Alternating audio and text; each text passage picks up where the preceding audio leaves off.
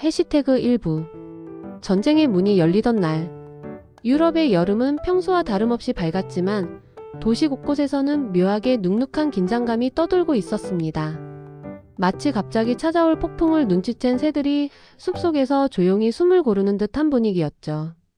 사람들은 여전히 카페에서 커피를 마시고 신문을 넘겼지만 그들의 시선 한 구석에는 불안이 자리 잡고 있었습니다.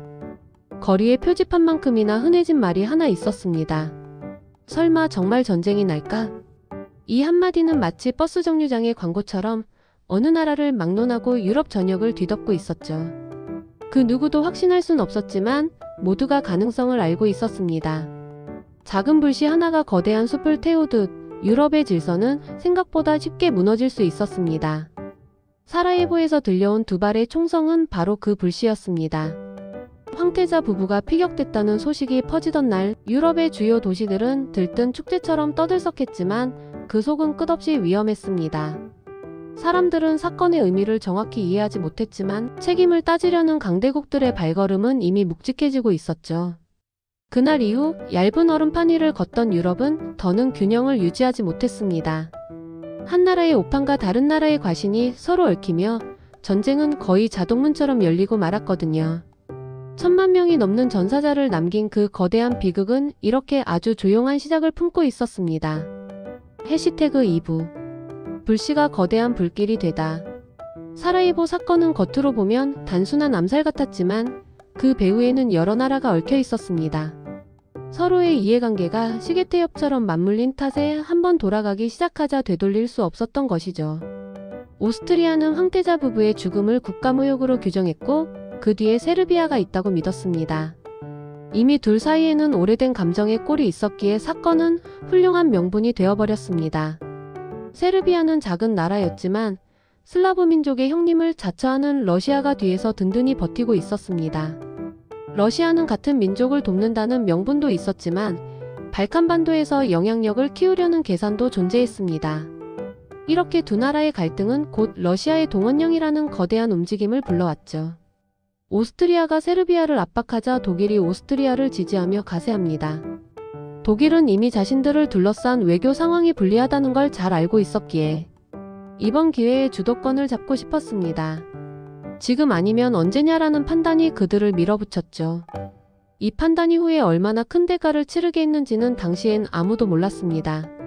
한편 프랑스는 러시아와 이미 군사협정을 맺은 상태였기 때문에 독일의 움직임을 보고 가만히 있을 수 없었습니다. 만약 러시아가 공격받는다면 프랑스도 자동적으로 전쟁에 끌려들어가는 구조였죠. 이처럼 각국의 조약은 전쟁을 억제하려 만든 장치였지만 아이러니하게도 모두를 한꺼번에 끌어당기는 올가미가 되어갔습니다.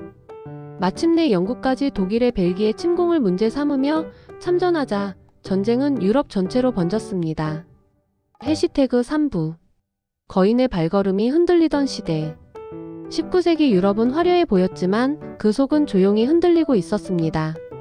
산업혁명은 증기기관과 철도를 널리 퍼뜨리며 생산력을 폭발적으로 키웠고 각국은 새로 번 돈을 바탕으로 군대까지 빠르게 키워나갔습니다. 표면적으로는 발전이었지만 실제로는 강대국들의 경쟁을 더욱 날카롭게 만드는 연료가 되고 있었죠. 제국주의라는 개념도 이때 본격적으로 자리 잡습니다. 이는 강한 나라가 약한 나라를 지배해 자원을 가져가는 체제를 뜻했는데 당시에는 대영제국 프랑스, 러시아, 독일 등이 서로 앞다투어 식민지를 확보했습니다. 예를 들어 아프리카에서는 지도에 자를 대듯 국경을 긋는 일이 일상이 되었고 이는 곧 약한 국가들의 운명을 바꾸어 놓았죠. 요약하자면 힘을 갖춘 나라가 경쟁을 벌인 시대였습니다. 이 흐름 속에서 독일은 늦게 출발한 신흥 강자였습니다. 통일 이전까지 여러 지역으로 나뉘어 있었던 탓에 식민지 확보에서도 뒤처져 있었죠. 하지만 통일 후에는 철강화학 분야에서 폭발적인 성장을 보이며 기존 열강의 신경을 거세게 자극했습니다. 마치 새로 등장한 천재 선수가 기존 스타들을 위협하는 것처럼요. 특히 독일의 빠른 성장은 영국에게 큰 부담이었습니다. 영국은 당시 세계 해군력을 사실상 독점하다시피 했지만 독일이 바다로 눈을 돌리자 은근히 긴장을 느끼기 시작했습니다.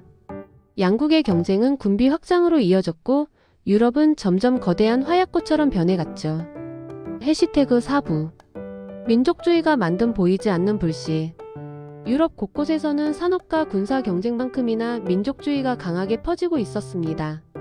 민족주의란 같은 언어와 문화, 역사적 뿌리를 가진 사람들이 하나의 국가로 뭉치려는 움직임을 말합니다. 예로 들면 독일 지역의 여러 작은 나라들이 우리 하나가 되자고 외친 흐름이었죠. 한 문장으로 요약하면 우리는 우리의 나라를 원한다는 요구였습니다. 독일은 그 민족주의 열기 속에서 통일을 이루며 유럽의 신흥 강국으로 떠올랐습니다. 하지만 통일이 독일만을 강하게 만든 것은 아니었습니다. 발칸반도에서도 비슷한 움직임이 일어났습니다. 세르비아는 슬라브 민족의 큰 집을 꿈꾸며 주변 지역과 하나 되기를 희망했고, 보스니아의 슬라브계 주민들도 같은 마음을 품고 있었죠. 문제는 이 지역을 오랫동안 지배해온 오스트리아 마이너스 헝가리 제국이 그 흐름을 막고 있었다는 점입니다. 제국의 입장에서는 발칸 지역이 흔들리면 전체 판도가 무너질 수 있었기 때문에 세르비아와 보스니아의 민족주의를 매우 위협적으로 보았습니다. 이런 긴장 속에서 오스트리아가 1908년 보스니아를 강제 병합하자 세르비아는 충격과 분노에 빠졌습니다. 마치 이웃집이 갑자기 우리 집 마당을 자기 것이라고 선언한 것 같은 상황이었죠. 그 감정은 오랫동안 불씨처럼 남아있다가 결국 황태자 암살이라는 폭발로 이어지게 됩니다. 해시태그 오브 균형이 무너지는 순간들. 세르비아와 오스트리아 사이의 갈등은 본래 지역적 분쟁에 가까웠습니다. 하지만 강대국들이 서로의 체면과 세력권을 지키려 뛰어들면서 갈등은 순식간에 국제 문제로 번졌습니다. 당시 유럽은 여러 동맹이 촘촘히 얽혀 있었기 때문에 한 나라가 움직이면 다른 나라들도 끌려 나올 수밖에 없는 구조였습니다. 동맹은 서로를 지켜주기 위한 약속이라는 단순한 의미였지만 실제로는 이를 지키지 않으면 국가의 신뢰가 무너진다는 부담이 컸습니다. 예를 들면 오스트리아가 세르비아를 압박할 때 독일이 뒤에 서 있었던 이유도 동맹을 지키지 않으면 우리도 고립될 수 있다는 두려움 때문이었죠. 한 줄로 정리하면 동맹이 오히려 나라들을 움직이게 만들었다는 말입니다. 오스트리아가 전쟁 준비를 서두르자 독일은 지금이야말로 움직일 때라고 판단하며 강경한 입장을 취했습니다. 독일 내부에서는 이미 오래전부터 자국의 힘을 증명하고 싶다는 분위기가 있었습니다. 특히 젊은 황제 비렐름 2세는 해군력 강화 등 공격적인 정책을 밀어붙이며 강대국 경쟁에 뛰어든 상태였죠. 러시아는 세르비아를 두고 물러설 수 없었습니다. 같은 슬라브 민족을 지킨다는 명분도 있었지만 발칸에서 영향력을 잃으면 오랫동안 쌓아온 외교적 기반이 흔들릴 수 있다는 현실적 계산도 있었습니다. 해시태그 6부 불길은 국경을 넘어 번지다. 각국의 동원령이 선포되면서 유럽의 도시는 순식간에 전쟁 준비로 뒤덮였습니다. 평소 같으면 조용한 기차역에 수천 명의 병사들이 몰려들었고 가족들은 플랫폼에 서서 서로의 손을 붙잡고 보내야 했습니다. 병사들은 몇 주면 돌아오겠다고 말했지만 그 말은 안도보다는 오히려 슬픈 예감에 가까웠습니다. 전쟁이 얼마나 길어질지 아무도 알 수 없었기 때문이죠. 독일은 전략적으로 먼저 움직였습니다. 러시아의 동원 속도가 느릴 것이라는 판단 아래 최소한 서부에서라도 빨리 프랑스를 제압해야 한다고 본 것입니다. 이 판단은 슐리펜 계획이라는 이름의 작전에 담겼습니다. 이 계획은 프랑스를 6주 안에 꺾고 이후에 병력을 동부로 이동해 러시아와 싸운다는 방식이었죠. 유럽의 복잡한 지정학을 한 번에 해결하려는 야심찬 계획이었습니다. 해시태그 7부 참호라는 새로운 지옥의 탄생. 독일의 예상이 빗나가면서 전쟁은 빠른 결말 대신 끝없는 대치로 흘러갔습니다. 벨기에와 프랑스 북부에서 독일군의 진격이 멈추자 양측은 더 앞으로 나아갈 수 없다는 사실을 깨달았습니다. 바로 그때 병사들이 땅을 깊게 파고 들어가는 새로운 전술이 등장했죠. 이것이 바로 참호전입니다. 한 문장으로 정의하면 땅속의 방어선을 구축해 적의 공격을 막는 전투 방식이었고, 예로 들면 여러 미터 길이의 좁은 통로에 병사들이 숨어 싸우는 구조였습니다. 요약하면 지형을 방패에 삼는 전쟁이었습니다.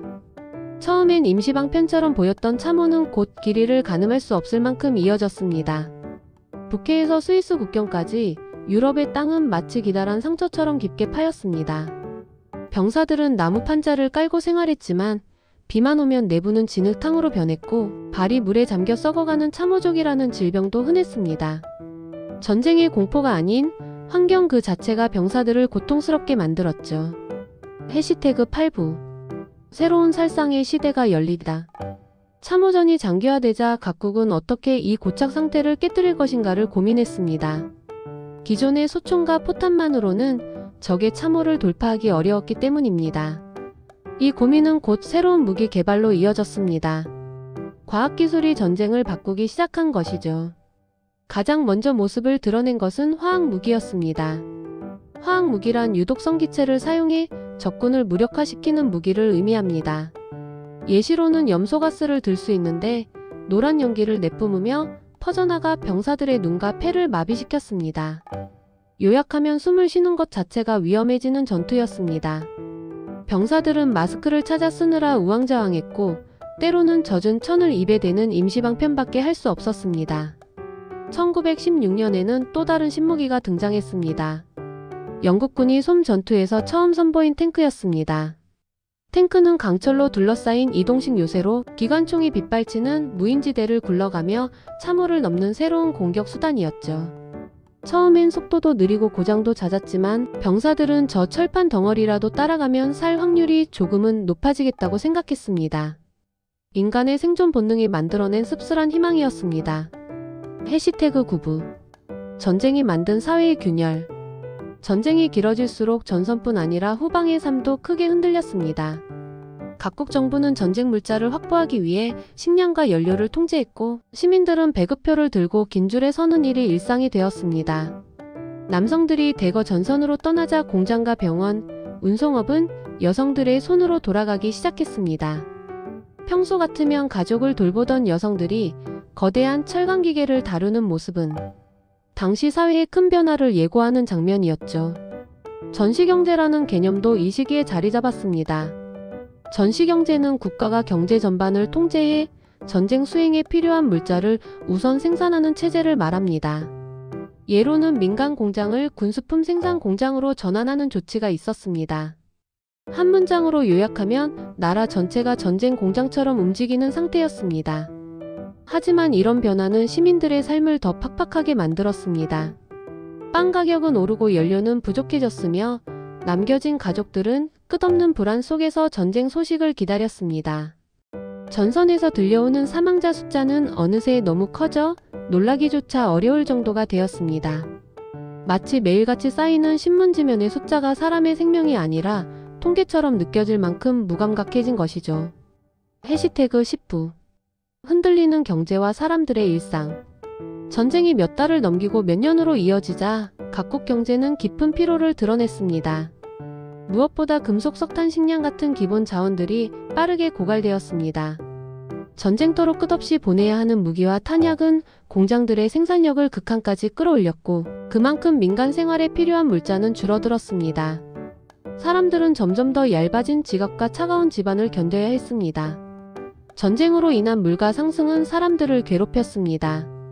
물가 상승은 같은 돈으로 살 수 있는 물건의 양이 줄어드는 현상을 의미하고 예를 들면 평소에 1마르크 하던 빵이 전쟁 중에는 3마르크, 5마르크까지 치솟는 상황이었습니다. 한 문장으로 요약하면 전쟁이 길어질수록 돈의 가치가 빠르게 떨어졌다는 것입니다. 특히 독일은 연합군의 해상봉쇄와 참호전의 장기화로 경제 상황이 크게 악화되었습니다. 식량 부족은 더 심해졌고 사람들은 감자를 대신해 무순물을 먹는 순무겨울을 겪었습니다. 도시 곳곳에서는 고기도 빵도 없어도 되니 제발 전쟁만 끝났으면 좋겠다는 탄식이 들렸습니다. 해시태그 11부 기술이 만든 새로운 전쟁의 얼굴. 전쟁이 지속되는 동안 과학기술은 놀라운 속도로 발전했습니다. 평소라면 수년이 걸릴 연구가 단 몇 달 만에 완성되기도 했습니다. 각국이 조금이라도 더 우위에 서기 위한 기술을 찾아 경쟁했기 때문이죠. 이 과정은 전쟁의 양상뿐 아니라 이후 인류 문명에도 큰 영향을 남겼습니다. 가장 눈에 띈 변화는 항공기였습니다. 항공기는 하늘에서 정보를 수집하거나 공격을 수행하는 비행기를 뜻합니다.